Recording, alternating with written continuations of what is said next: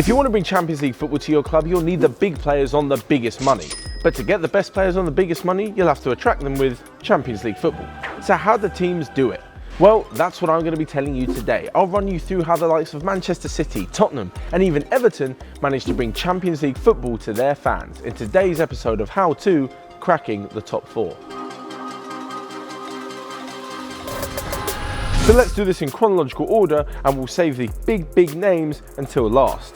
First up, we have Everton, who back in 2004-2005 saw overachieving at its finest. The previous season saw them finish just 6 points above the relegation zone, so breaking into the top 4 wasn't exactly a main priority for the new campaign.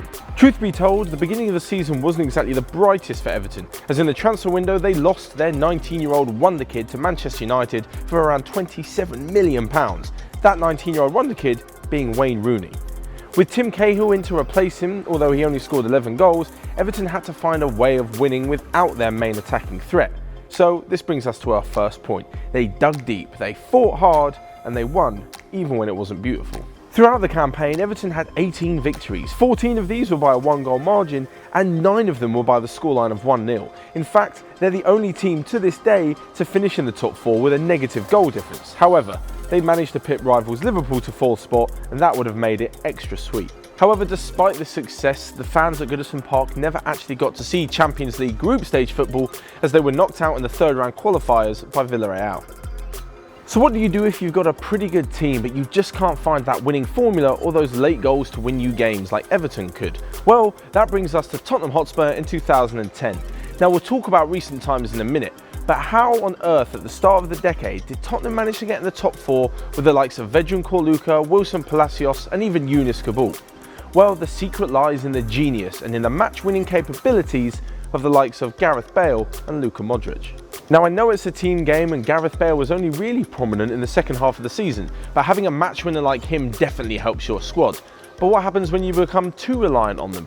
Well, Luka Modric left a few seasons later and Spurs are out of the Champions League for another 5 years or so, which brings us to the more recent years.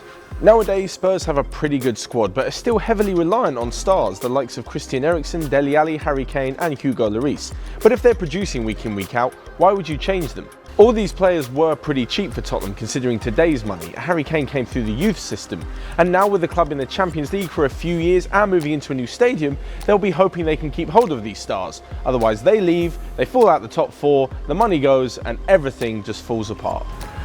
So we've looked at how teamwork and digging deep can help you reach the Champions League promised land, as in the case of Everton.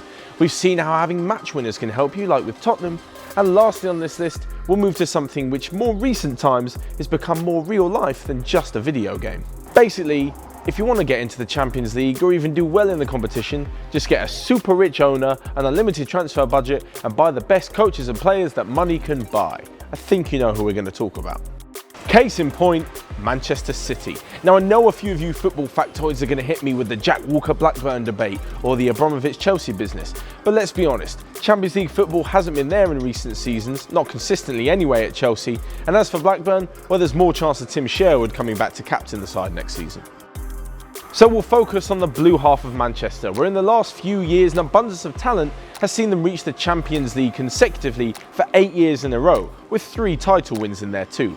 The likes of Manuel Pellegrini, Roberto Mancini and current boss Pep Guardiola have had an abundance of talent to choose from, but don't get it mistaken, they're pretty good coaches as well themselves. City now have some of the most talented players in the world, with the likes of Sergio Aguero, David Silva and Kevin De Bruyne, making sure that they're pretty much guaranteed to finish top 4 every year. But don't get it wrong, Pep Guardiola is a fantastic coach, and even with all the money in the world, not everyone can replicate what he does. With that said though, the best example is probably Arsene Wenger, who managed to keep Arsenal in the top 4 for an incredible 20 consecutive seasons.